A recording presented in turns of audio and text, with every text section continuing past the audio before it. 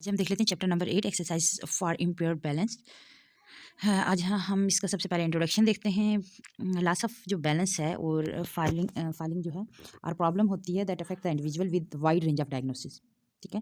और थेरेपिस्ट जो है वो कॉमनली एवेलुएट करता है बैलेंस को और यूज़ करता है बैलेंस ट्रेनिंग और एक्सरसाइजेज को एज आइदर प्राइमरी या फिर सेकेंडरी इंटरवेंशन के तौर पे उन पेशेंट के लिए जो undergo many type of rehabilitation programme में होते हैं। द पर्पज़ ऑफ दिस इस चैप्टर में हम देखेंगे पर्पज़ ये इसका कि is to present in our view of the की बैकग्राउंड जो है बैकग्राउंड की जो टर्म्स हैं in the concept related to balance वो हम देखेंगे।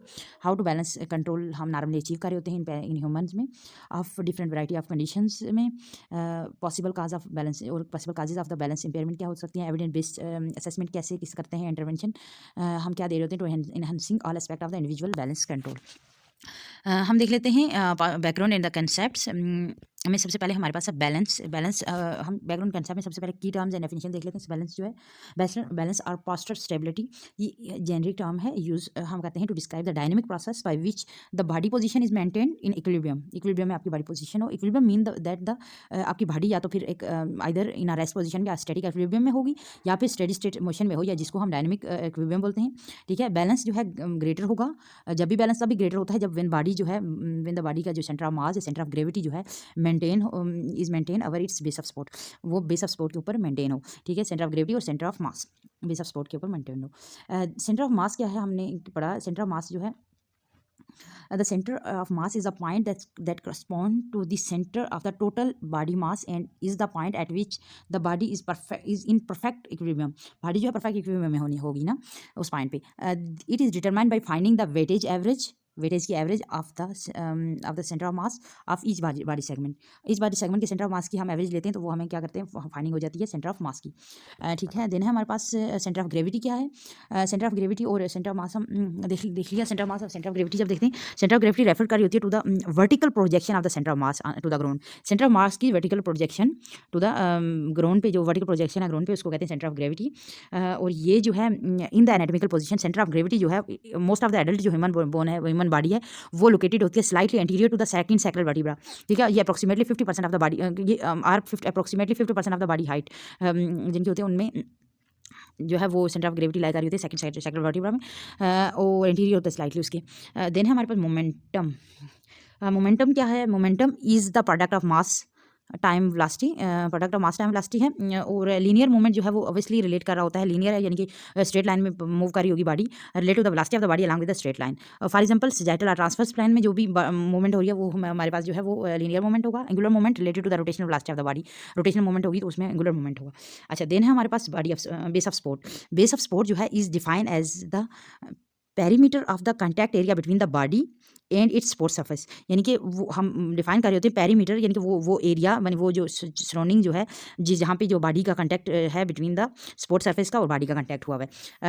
द फुट प्लेसमेंट जो है आल्टर कर रही होती है हमारे बेस ऑफ सपोर्ट को and the changes personal posture और चेंज कर रही होती है पर्सनल की पॉस्चर स्टेबिलिटी को। जो हमारी फुट की प्लेसमेंट है वो बेस ऑफ सपोर्ट को आल्टर कर रही होती है और चेंज कर रही होती है पेशेंट की पॉस्चर स्टेबिलिटी को। वाइड स्टांस अगर है किसी ने वाइड रखा हुआ स्टांस है जिसका सच है जिन एल्डरली हम इंडिविजुअल में देख रहे होते हैं तो उनमें क्या होता है इंक्रीज स्टेबिलिटी होती है हो रही होती है। और वेयर एज अगर कहीं पे नैरो बेस ऑफ सपोर्ट है जैसे हम टेंडम स्टांस की बात करते हैं जो वाइड स्टांस होता है वो एक फॉर एग्जाम्पल वाइड स्टांस में हमारे पास वाइड स्टांस में एक हमारा फुट ये है और एक ये नॉर्मल एग्जांपल है। ठीक है। एक ये है हमारे पास क्लोज जो है ये हमारे पास जो है क्लोज जो नॉर्मल जो हमारे पास बेस ऑफ सपोर्ट है ये वाइड बेस ऑफ सपोर्ट है। और टेंडम सपोर्ट में क्या होता है एक पाँव आगे और एक पाँव पीछे। ये इसमें क्या होता है नैरो सपोर्ट टेंडम सपोर्ट होता है टेंडम स्टांस होता है। या फिर वॉकिंग की बात की जब वॉकिंग में होता है तो इसमें क्या होता है हमारे पास बेस ऑफ सपोर्ट इसमें कम हो जाता है। ठीक हो गया। as long as the person maintain the center of gravity within the limits of the base of support refer to the limits of stability। क्यों as long as the patient जो है मेंटेन करके रखे पर्सन जो है अगर वो maintain करके रखता है centre of gravity within the limits of the base of support पे तो हम रेफर कर रहे होते हैं उसको as the limit of stability के। He or she do not fall, कि उसमें वो फाल नहीं करेगा। लिमिट ऑफ स्टेबिलिटी क्या होती है उसको हम देख लेते हैं। लिमिट ऑफ स्टेबिलिटी क्या है, refer to the sway boundary. Sway boundary है in which individual can maintain the equilibrium without changing his or her base of support. एक स्वा ये बाउंड्रीज होती हैं जिसमें इंडिविजुअल जो है कैन मेंटेन करके रखता है इक्विलिब्रियम को विदाउट चेंजिंग द, अपना बेस ऑफ सपोर्ट को चेंज करने के बगैर ही मेंटेन करके रखता है अपना इक्विलिब्रियम। दिस बाउंड्री जो है कॉन्स्टेंटली चेंजिंग हो रही होती है, डिपेंड कर रहा होती है ऑन दी टास्क पे, इंडिविजुअल की बायोमैकेनिक्स पे और एस्पेक्ट ऑफ द एनवायरमेंट के एस्पेक्ट पे डिपेंड कर रहे होते हैं। टास्क पे किस तरह का टास्क है, सिटिंग है, स्टैंडिंग है, वॉकिंग है, कौन सा किस तरह काम कर रहा है, बायोमैकेनिक्स किस तरह की है, ठीक है, पेशेंट की वो जो आदमी है उसकी बायोमैकेनिक्स कैसी है, एनवायरमेंट कैसा है। For example the limit of stability for the person during the quiet stance, वो ये होती है the area of encompassed by the outer edge of the feet जो हैं जो कॉन्टैक्ट हुए हैं ग्राउंड पे। तो यानी कि जो आउटर फीट का जो एजेस हैं वो हमारे पास जो है वो लिमिट ऑफ स्टेबिलिटी कहेंगे उसको। Any deviation in the body centre of position relative to this boundary are corrected or intermittently produce a swinging motion। थोड़ी सी आप चेंज करते हो स्विंगिंग मोशन प्रोड्यूस कर रहे होते हैं। ये हमारे पास जो है boundary of limit and stability while standing, walking और सिटिंग, ये हमारे पास स्वा बाउंड्री बताई हुई है इनकी, जो देखो कोई स्टैंडिंग में कैसे है, जो है boundary of limit of stability, यानी यहाँ तक उसको स्टेबिलिटी आती है। अगर यहाँ से थोड़ा सा आगे जाएगा, सॉरी, अगर ये थोड़ा सा आगे यहाँ तक ये मूव करेगा, यहाँ पे अगर ये मूव करता है यहाँ से यहाँ तक, तो इसको कोई गिरेगा नहीं, यानी कि स्टेबिलिटी है इसकी। अगर यहाँ से थोड़ा आगे आएगा तो क्या है, चांसेस हैं कि वो लाइन ऑफ ग्रेविटी जो है शिफ्ट होने का। देन यहाँ पे जो है इन्हें वॉकिंग में बताया हुआ है, देन ये सीटिंग में बताया हुआ है क्या, boundary of the limits of stability. Then है फॉर द नॉर्मल जो एडल्ट हैं, for normal adult anterior posterior sway जो लिमिट है हमारे पास इज अप्रोक्सीमेटली 12 डिग्री से लेके from the posterior to the most anterior position, यानी कि क्या है वो 12 degree from most posterior to most anterior position तक होता है। लैटरल स्टेबिलिटी यानी एंटीरियर पोस्टीरियर सवा बाउंड्री कहा हुआ है। अगर कोई इंसान खड़ा है तो उसके एंटीरियर पोस्टीरियर सवा बाउंड्री जो है 20 डिग्री आगे और 20 डिग्री पीछे वो स्टेबल रह सकता है। और लैटरल स्टेबिलिटी जो है वेरी कर रही होती है विद द फुट स्पेसिंग पे, फुट की कितनी स्पेसिंग है एंड हाइट पे। एडल्ट अगर स्टैंड किया हुआ है 4 inch between the feet, 4 inch feet में खड़ा हुआ है, तो उसमें सवा जो होगी उसकी अप्रोक्सीमेटली 16 होगी from the side to side, ठीक है, एक साइड से दूसरी साइड में जो है वो 16 होगी, जी साइड टू साइड। हाउएवर अगर पर्सन जो है सीटिंग है विदाउट ट्रंक सपोर्ट, अगर ट्रंक सपोर्ट नहीं है तो has a much greater limits of stability than with the sitting, than with the standing, sorry, क्योंकि हाइट जो है देखो जब इंसान खड़ा होता है तो वो ऑब्वियसली जो हमारे पास सेंटर ऑफ ग्रेविटी है, सेंटर ऑफ मास जो है वो चेंज हो रहा होता है। और यहाँ पे एक पेशेंट जो है बैठा हुआ है, तो because the height of the centre of mass above the base of support है, सपोर्ट जो है इज लेस है, और बेस ऑफ सपोर्ट जो है ग्रेटर हुई हुई है। Parameter of the बटक in the contact area with the surface, क्योंकि आप देखते हो ये पूरा जो एरिया है कंटैक्ट एरिया इसका जो है बढ़ गया है, तो इसका मतलब है बेस ऑफ सपोर्ट ज़्यादा हो गया और सेंटर ऑफ जो मास है वो क्या हाई हो गया, ठीक है, जिसकी वजह से यहाँ पे ग्रेटर स्टेबिलिटी है। देन है ground reaction forces and the centre of pressure. क्या होता है ground reaction forces in accordings with the Newton law of reaction की बात जब की जाए, the contact between our body and the ground due to gravity action forces always accompanied by the reaction form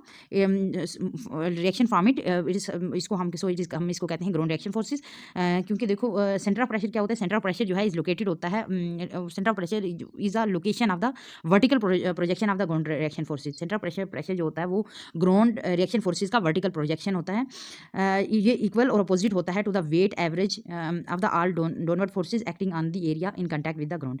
ये क्या होता है इक्वल और अपोजिट होता है टू द उस वेट के टू ऑल द उन फोर्सेस की जो डाउनवर्ड आ रही होती हैं उस एरिया पे जो कंटैक्ट कर रहा होता है ग्राउंड पे।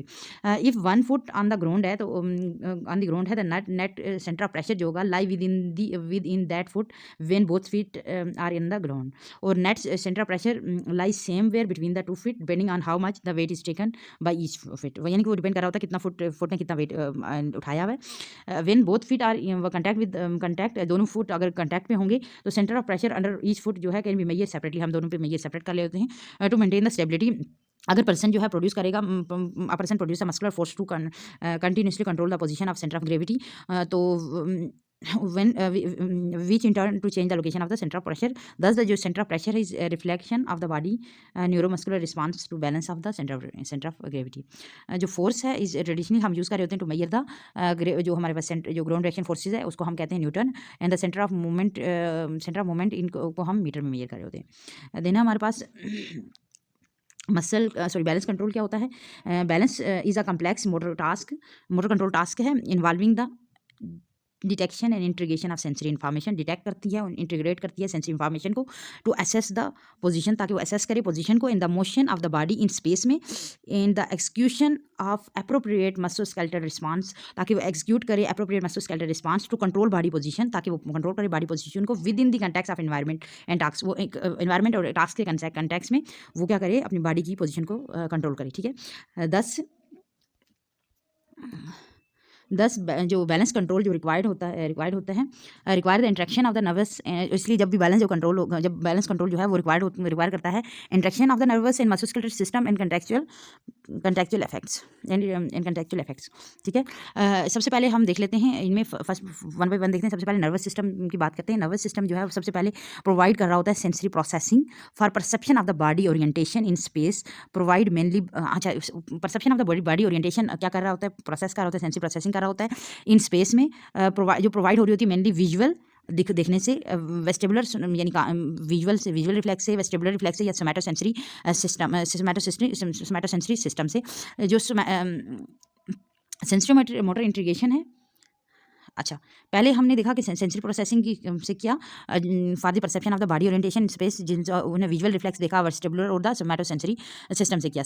अच्छा, सेकंड है सेंसरी मोटर इंटीग्रेशन एसेंशियल होती है for linking sensory sensation to the motor response के साथ, ताकि वो लिंक रहे सेंसरी सेंसेशन को मोटर रिस्पांस के साथ, फॉर एडाप्टिव, ताकि वो एडाप्टिव और anticipatory aspect of the postural control. Anticipative aspect में मतलब जो सेंट्रली प्रोग्राम जो पोस्चरल एडजस्टमेंट है दैट प्रोसीड वॉलंटरी मूवमेंट जो प्रोसीड करेंगी उनके aspect of the postural control के लिए करेंगी।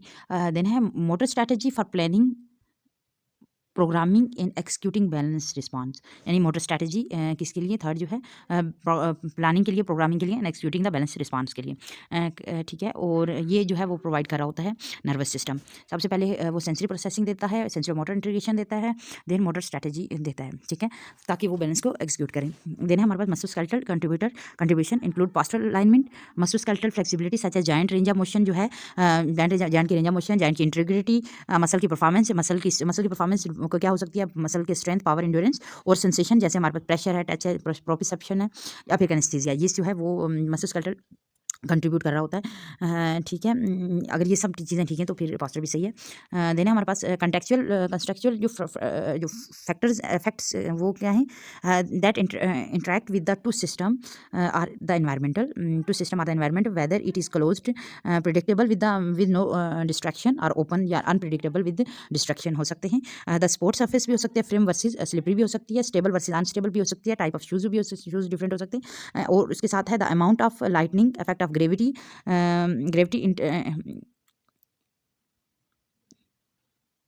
इनर्टर फोर्सेज ऑन दी बॉडी, और टास्क करेक्टरिस्टिक्स, ये सारी जो है टास्क करेक्टरिस्टिक में well learn versus new, predictable versus unpredictable, single versus multiple task, ये सारी कंटेक्चुअल फैक्टर्स हैं जो बैलेंस के लिए, ये जो बैलेंस कंट्रोल के लिए रिक्वायर्ड होती हैं।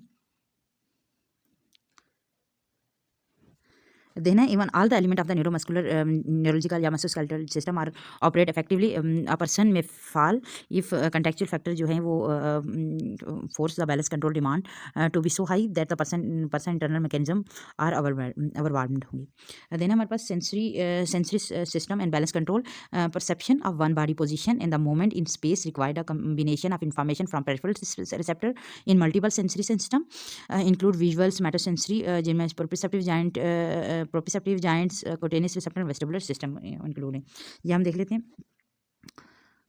अच्छा, ये हमारे पास जो है integration of the musculoskeletal nervous system and contextual effect for the balance control, ये हमारे पास इमेज है। इसमें जब नर्वस सिस्टम की बात आएगी तो सेंसरी प्रोसेसिंग होगी, ठीक है, सोमैटोसेंसरी इंटीग्रेशन होगी, देन फिर मोटर स्ट्रैटेजी होगी, फिर adaptive mechanism and the anticipatory mechanism. ठीक है, देन हमारे पास जो है मस्कुलोस्केलेटल सिस्टम में क्या होता है, सबसे पहले ओब्वियसली सेंसेशन है, पोस्चरल अलाइनमेंट है, range of motion of flexibility and integrity, muscle performance जो है इंपॉर्टेंट होते हैं जो है। और हमारे पास कंटेक्चुअल इफेक्ट्स जो हैं वो एनवायरनमेंट है, स्पोर्ट्स सर्फेसेस है, ग्रेविटी है, लाइटनिंग है, देन है टास्क करेक्टरिस्टिक्स, ये सारी जो है मिल के जो है हमारे पास इफेक्टिव जो है ये इफेक्ट बैलेंस कंट्रोल जो है वो करवा रही होती हैं। देन है हमारे पास visual system. The visual system जो है वो प्रोवाइड कर रहा होता है information regarding to the position of the head relative to the environment. Second है orientation of the head to maintain the level gaze, ठीक है, आपकी निगाह को मेंटेन लेवल ऑफ गेज को जो है वो मेंटेन करके रखिए। देन है direction of the direction and the speed of the head movement, because the person head जो है मूव कर रहा होता है surrounding object move in opposite direction. वो पर्सन हेड जो है वो move, because the person head जो है मूव करेगा और सराउंडिंग ऑब्जेक्ट जो है वो मूव करेंगे अपोजिट डायरेक्शन। विजुअल जो स्टिमुलाई हैं वो कैन हम यूज़ कर रहे होते हैं to improve the person stability when proprioceptive और वेस्कुलर इनपुट जो है unreliable by fixating the gaze on the object पे रखा हुआ है। कन्वर्सली विजुअल इनपुट जो है sometime provide inaccurate information for balance and control, such as when person, अगर किसी में इज अगर पर्सन जो है स्टेशनरी है लार्ज ऑब्जेक्ट जैसे as a nearby bus जो start moving causing the patient to have illusion of the movement. ये सब चीज़ें कभी कभी विस्ली गलती हो जाती है, बट विजुअल सिस्टम जो है वो हमारे पास इन्फॉर्मेशन दे रहा होता है किसकी position, orientation and direction speed of the movement, ठीक है। देन हमारे पास स्मार्ट सिस्टम जो है इस सिस्टम जो है वो प्रोवाइड कर रहा होता है information about the position of the motion, position the motion of the body and the body part relative to each other, और स्पोर्ट्स सर्फेस के बारे में, और द मस्कुलर प्रोप्रिसेप्टर जो हैं वो क्या कौन कौन से होते हैं हमारे पास, मसल स्पेंडल है, गोल्जी टेंडन आर्गन है, वो सेंसिटिव होते हैं मसल लेंथ एंड टेंशन से, या tension change in muscle length या टेंशन चेंज इन टेंशन में सेंसिटिव होते हैं, और जॉइंट रिसेप्टर जो है सेंसिटिव होते हैं to the position movement and the stress के लिहाज से सेंसिटिव होते हैं, वो एकदम से डिटेक्ट कर लेते हैं इन चीज़ों को। एंड द स्किन जो है मैकेनोरिसेप्टर जो है वो सेंसिटिव होते हैं वाइब्रेशन, लाइट टच और डीप प्रेशर और स्किन टच स्क्रैच से।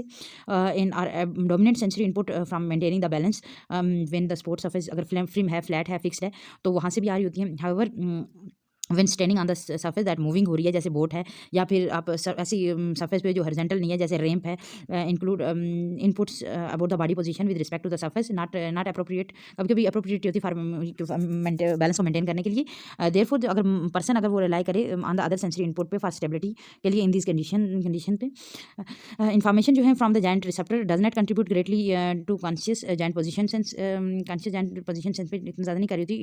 इट हैज़ बीन डेमोन्स्ट्रेटेड जो लोकल जो है एनेस्थेटाइजेशन ऑफ द जो जॉइंट टिश्यू है and total joint replacement does not impair the joint position अवेयरलेस, इसलिए उसमें पता नहीं चलता। और मसल स्पेंडल जो है रिसेप्टर जो है वो appear to be most responsible होते हैं for providing the joint position के लिए, जॉइंट पोजीशन सेंस के लिए। Where is primary role of the joint receptor is to assist the gamma motor system को असिस्ट करना in regulating the muscle tone, ताकि muscle tone को regulate करें and the stiffness को, और प्रोवाइड करें anticipatory postural adjustment and contract करें unexpected postural disturbance को, ठीक है।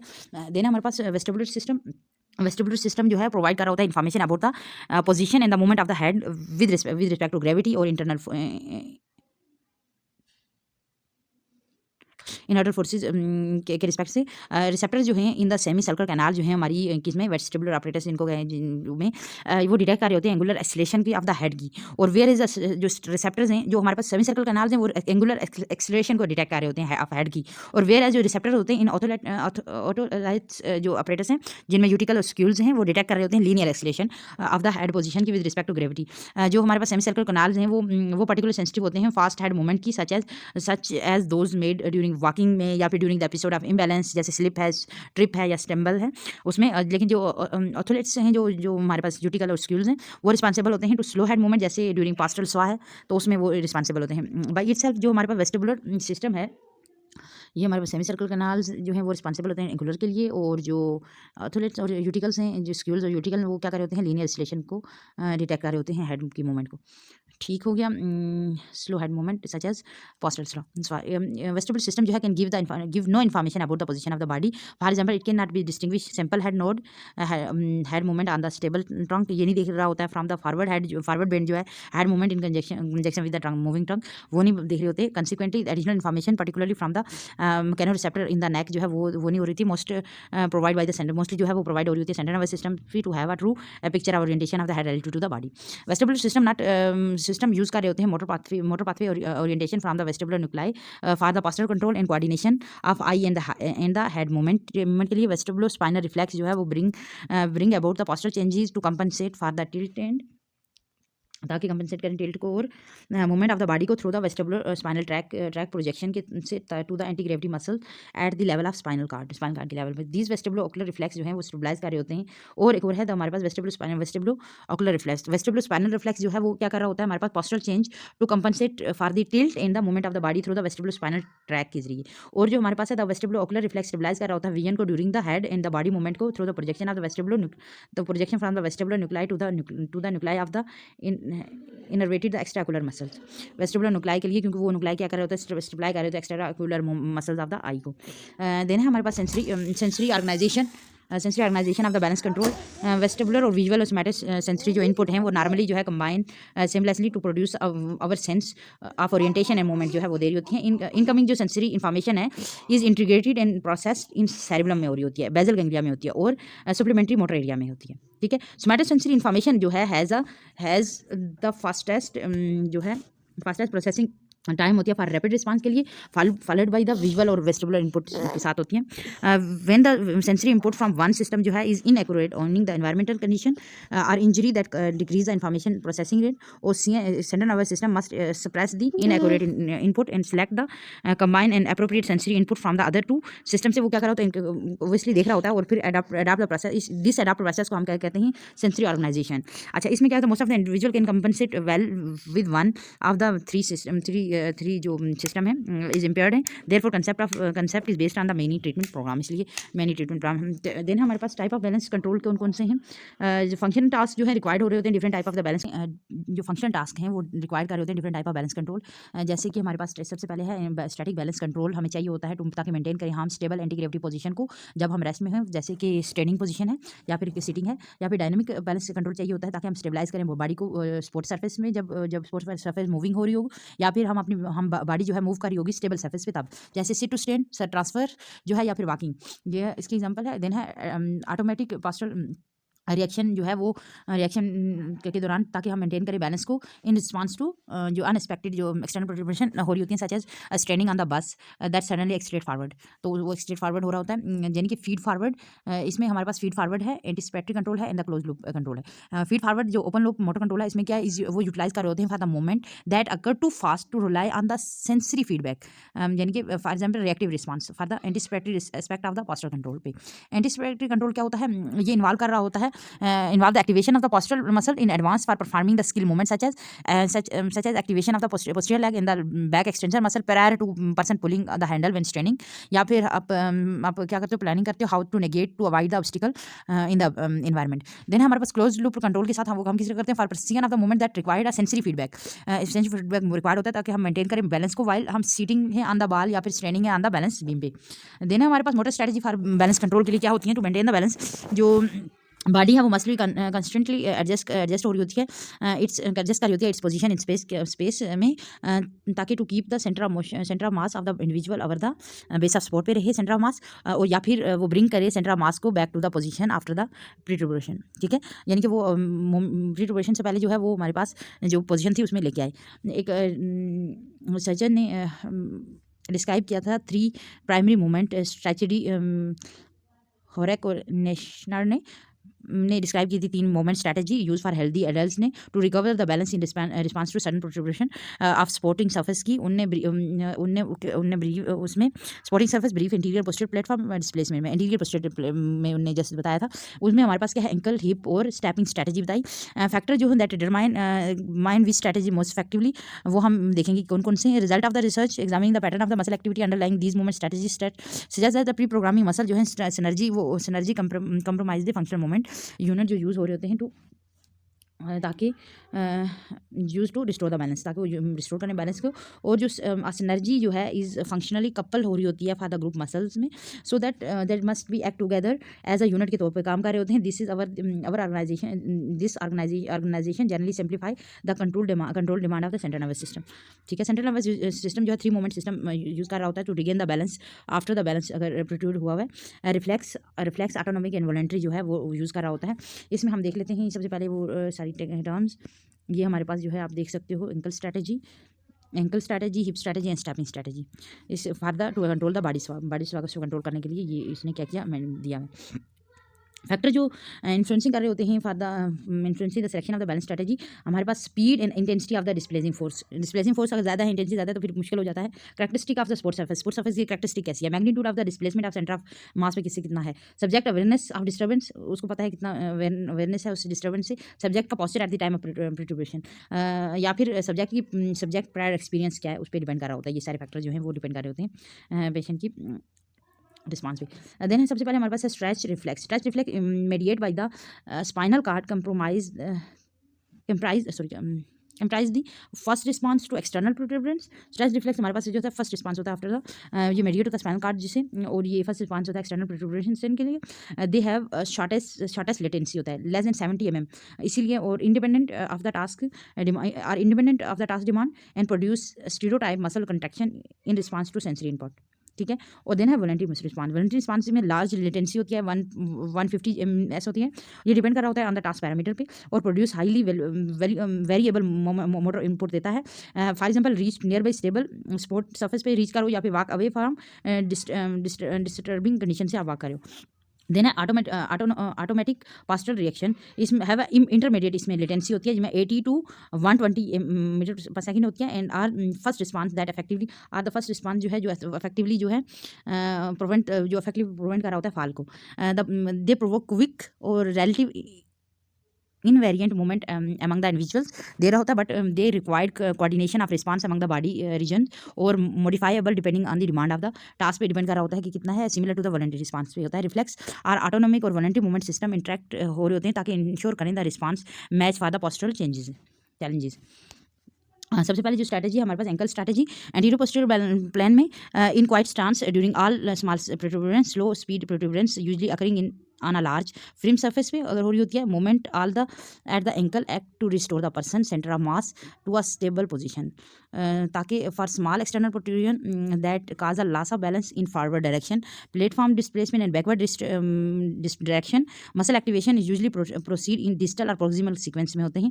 गैस्ट्रोनिमियस एक्टिविटी बिगिन हो रही होती है about 90 to 100 metre per second after the protrusion onset, followed by the hamstring 20 to 30% later, and the final spinal muscle activation हो रही होती है उसके बाद। In response to backward stability muscle activity जो बिगिन हो रही होती है एंटीरियर tibialis में हो रही होती है पहले, फिर उसके बाद क्वाड्रिसेप्स में फॉलो होती है, देन एब्डोमिनल मसल में हो रही होती है। अच्छा, यानी कि दोनों अगर फॉरवर्ड प्रोट्रूबरेंस है या बैकवर्ड प्रोट्रूबरेंस है, दोनों में क्या होता है, मसल जो होते हैं वो अगर फॉरवर्ड होगा तो इसमें सबसे पहले क्या होगा, हमारे पास है एंकल जो गैस्ट्रोनिमियस है, फिर हैमस्ट्रिंग है, फिर हमारे पास पैरास्पाइनल मसल्स हैं। जब अगर बैकवर्ड आएगा तो फिर हमारे पास क्या होगा, एंटीरियर टिबियल होगा, और उसके बाद जो है quadriceps and then abdominal muscles हैं, वो क्या करेंगे, वो एक्टिवेट होंगी।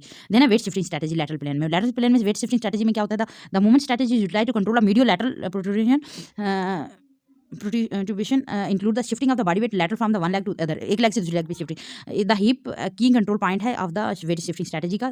they move the center of gravity in lateral plane primarily through the activation of hip abductor muscle को activate करा होता है, और adductor muscles को some contribution जो होती है वो जो एंकल के इन्वर्टर और इवर्टर हैं वो contribution भी दे रहे होते हैं इसमें weight shifting strategy में। ठीक हो गया। देन है सस्पेंशन स्ट्रेटजी जो है हमारे पास, suspension strategy is observe during the balance task when the person is quickly lower his her centre of gravity by flexing the knee को फ्लेक्स कर रहा होता है, in causing the associated flexion of the ankle and the hip, ankle को flex कर रहा होता है, हिप को फ्लेक्स कर रहा होता है। और suspension strategy can be combined with ankle और वेट शिफ्टिंग स्ट्रेटजी, अगर कंबाइन हो रही हो तो इफेक्टिव हर बैलेंस मूवमेंट के लिए enhance the effectiveness of balance movement enhance कर रही होती है। देन हमारे पास हिप स्ट्रेटजी जो है for a rapid and large external protuberance for a few movement executed with the centre of gravity near the limit of stability and the hip strategy is implied. The hip strategy must be rapid, hip flexion हो रही होती है, extension to move the centre of gravity within the base of support, और as the trunk rotator जो है वो rotate करेंगे rapidly in one direction में, हॉरिजॉन्टल शेयर फोर्सेज जो है वो जनरेट होगी अगेंस्ट द स्पोर्ट सर्फेस में इन द अपोजिट डायरेक्शन में। ठीक है, और moving the centre of mass जो है इन अपोजिट डायरेक्शन में मूव करेगा as the trunk. Muscle activity जो एसोसिएट हो रही होती है विद द हिप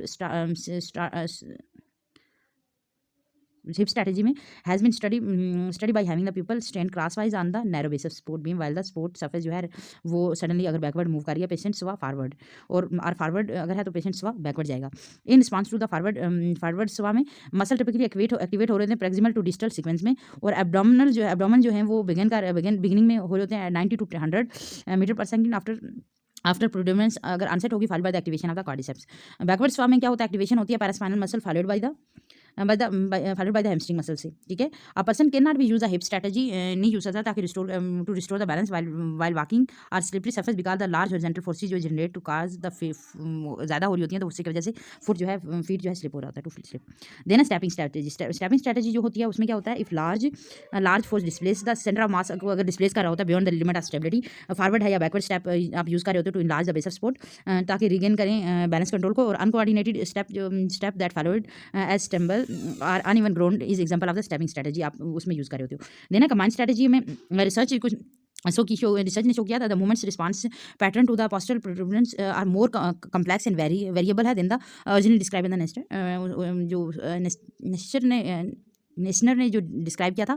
मोस्टली जो हेल्दी इंडिविजुअल्स हैं वो यूज़ कर रहे होते हैं कम्बिनेशन ऑफ स्ट्रेटजी ताकि मेंटेन करके रखें बैलेंस को, डिपेंड कर रहा होता है ऑन द कंट्रोल डिमांड पे डिपेंड कर रहा होता है, और depending on the control demand balance control requirement vary depending on that requirement जो है vary depending on the task पे और इन्वायरमेंट पे डिपेंड कर रही होती है। For example standing on the base that moving has higher control demand then standing on the fix surface, therefore it is important during the treatment of the balance training to vary the task and environment so the person develop the movement strategy for the different situation में ताकि develop कर सके। Then a balance control under the varying condition, balance जो है during stance में आप कैसे achieve करते हो ये हम बाद में देखेंगे। सबसे पहले हम देख लेते हैं, हाँ, ये characteristic of movement balance control following protuberance. सबसे पहले हमारे पास जो है करैक्टरिस्टिक्स हैं, ये देख लेते हैं। मेडिएटेड पाथवे के जरिए अगर हमने बैलेंस कंट्रोल किया हुआ है तो वो हमारे पास स्पाइनल कार्ड रिफ्लेक्स देगा, ठीक है। ऑटोमेटिक्स में जो है ब्रेन स्टेम और सब कॉर्टिकल इन्वॉल्वमेंट है, वॉलंटरी में कॉर्टिकल इन्वॉल्वमेंट है। Then mode of activation external stimulus आएगा, एक्सटर्नल इसमें भी स्टिमुलस आएगा, एक्सटर्नल सेल्फ स्टिमुलस यहाँ से होगा। Then comparative latency of response में फास्टर होगा, इंटरमीडिएट और स्लोएस्ट, 3 रिस्पांस होगी। रिस्पांस में हमारे पास जो है localisation to the point of stimulus and highly stereotype होगा। ये ऑटोमेटिक में जो है coordinated among the leg and trunk muscle and stereotype but adaptable होगा, और वॉलंटरी में कोऑर्डिनेटेड एंड हाईली वेरिएबल होगा। Rule of balance muscle force reflex में मसल फोर्स रेगुलेशन होगी, ऑटोमेटिक में जो है रेजिस्टेंट डिस्टर्बेंस होगी, और द वॉलंटरी में जनरेट पावरफुल मूवमेंट जनरेट करेगा। दो फैक्टर मॉडिफाइंग द रिस्पांस जो है रिफ्लेक्स में मस्कुलोस्केलेटल न्यूरोलॉजिकल एब्नॉर्मलिटी जो है वो करी होती हैं, और ऑटोमेटिक में जो हमारे पास जो है musculoskeletal neurological abnormality confusing of the sport in the और प्रेयर एक्सपीरियंस जो है वो मॉडिफाई करे होते हैं। देन है वॉलंटरी में हमारे पास musculoskeletal neurological abnormalities conscious effect and prior experience task complex